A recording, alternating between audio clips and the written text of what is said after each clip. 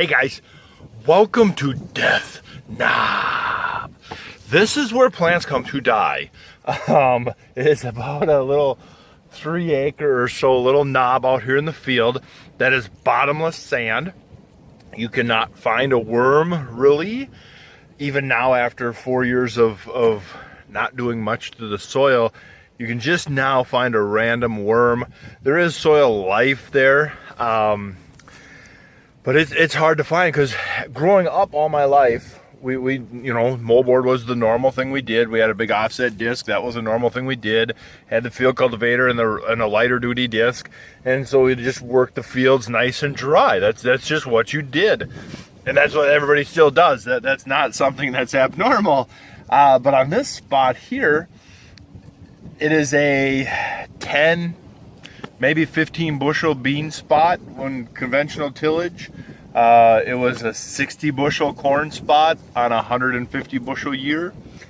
It was not a producing spot. And we'll spin the camera around here and take a look at it. Well, you know, in all the other videos I would take and I would move some residue and I'd say, look at all that worm poop. And on this one, I'm gonna say, look, you could find evidence that a worm was here for a couple days. There is not a whole lot of evidence, but you know, that little chunk of worm poop by my thumbnail is a whole lot darker and it's a whole lot finer than the sand below it. So yeah, it just baffles me, or it doesn't baffle me, it's just crazy what we learn over the years of now we don't need water to drain off. We want to keep water here.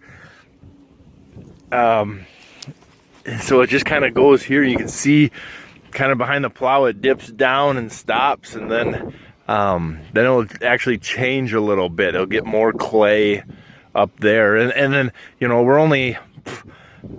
barely 100 yards at the most from the headland of the field, and at the headland of the field is very shallow clay. So it's kind of weird. Right here off the corner of the woods is the same thing as bottomless sand. But now we're doing better at keeping the water here. The water's getting into the soil. Our yield is running within a couple percent of the rest of the field. That's the whole point of doing this.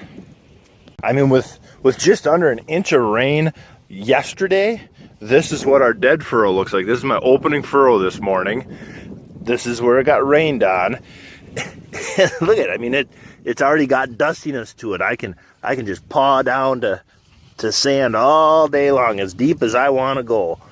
That water, this is the spots that you could just turn the garden hose on and never get a mud puddle. It just disappears.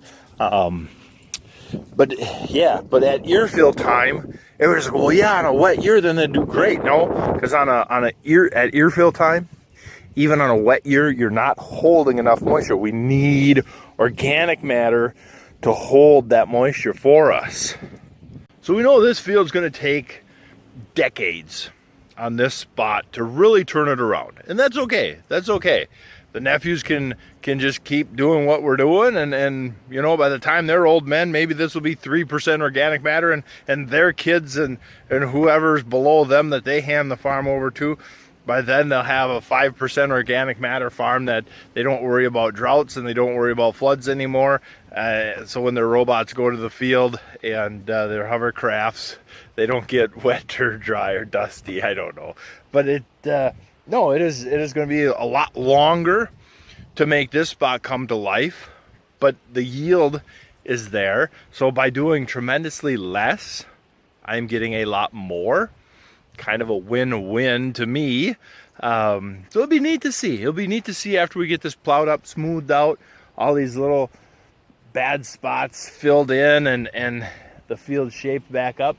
Then it'll be interesting to see in a couple years of alfalfa to see what happens up here. But yeah, this is the poster child spot, like most of the land around here.